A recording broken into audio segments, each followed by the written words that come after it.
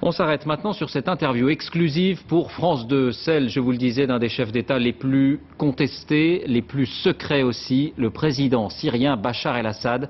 Il a reçu l'une de nos équipes. Il s'explique sur la crise libanaise, sur l'Irak justement, mais aussi sur ses relations devenues très froides avec Jacques Chirac. Un entretien signé Thierry Tuillier et Édouard Perrin. Le palais présidentiel est là-haut, au bout de cette route. Bachar el-Assad y reçoit beaucoup, mais se montre peu. Les émissaires occidentaux ont repris le chemin de Damas pour le consulter. C'est la fin de 2 ans d'isolement pour ce chef d'État dont les services ont été montrés du doigt dans l'enquête sur l'assassinat de l'ancien Premier ministre libanais Rafik Hariri. Isoler la Syrie ne peut avoir de résultat positif. Qui veut isoler la Syrie s'isole lui-même des problèmes de la région.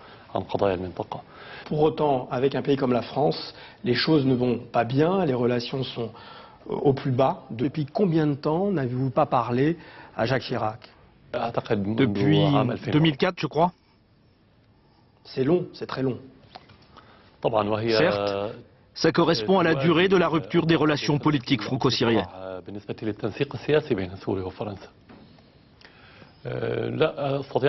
Je peux dire que ce n'est pas une bonne chose pour les relations entre nos deux pays. Mais de toute évidence, celle qui en a pâti, c'est la France. Parce que la France dirigeait la politique européenne dans la région et maintenant, on n'entend plus parler de la politique étrangère de la France, au moins au Moyen-Orient. Sur sa responsabilité et celle des services syriens dans l'assassinat de Rafik Hariri, il répond: personne ne peut accuser sans preuve. Qu'il soit le président Chirac ou toute autre personne, celui qui veut accuser la Syrie doit donner des preuves. On ne peut pas bâtir de relations entre deux pays sur des émotions personnelles. Elles doivent être bâties sur des réalités et des intérêts communs. Cette accusation est totalement inadmissible. Qu'est-ce que vous diriez à Jacques Chirac si vous aviez la possibilité de lui parler ou de le rencontrer avant la fin de son mandat? Je lui dirais: où est le problème? Entre la France et la Syrie, il y a le Liban et sa crise sans fin. Damas propose pour sortir de l'impasse des élections anticipées et un gouvernement d'union nationale. Et si un tribunal international est créé dans l'affaire Hariri, Bachar el-Assad ne livrera aucun Syrien. J'ai déjà dit à plusieurs reprises que toute personne impliquée dans cette affaire est considérée comme un traître devant la loi syrienne. Elle sera jugée par un tribunal syrien et condamnée bien plus sévèrement que ne le ferait tout autre tribunal. Nous ne céderons pas notre souveraineté. Ça fait maintenant 4 ans que la guerre a commencé en Irak.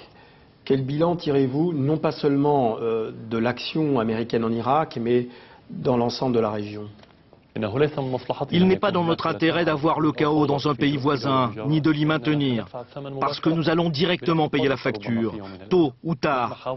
Même des années plus tard, nous finirons par payer d'une façon ou d'une autre. Le principal allié de la Syrie dans la région, c'est l'Iran d'Ahmadinejad, qui menace de rayer Israël de la carte. Bachar el-Assad entreprend pourtant de le défendre. Si nous devons considérer cette déclaration, pourquoi ne pas considérer l'autre? Celle où il dit que l'Iran ne constitue aucune menace pour les autres. Pourquoi choisir une déclaration et pas l'autre? L'important, c'est la politique appliquée. D'un autre côté, des personnalités israéliennes, religieuses et politiques ont fait des déclarations similaires, appelant à utiliser la bombe contre les Palestiniens et les Arabes ou à les éliminer. Nous ne pouvons pas dissocier les provocations et les réactions qu'elles suscitent.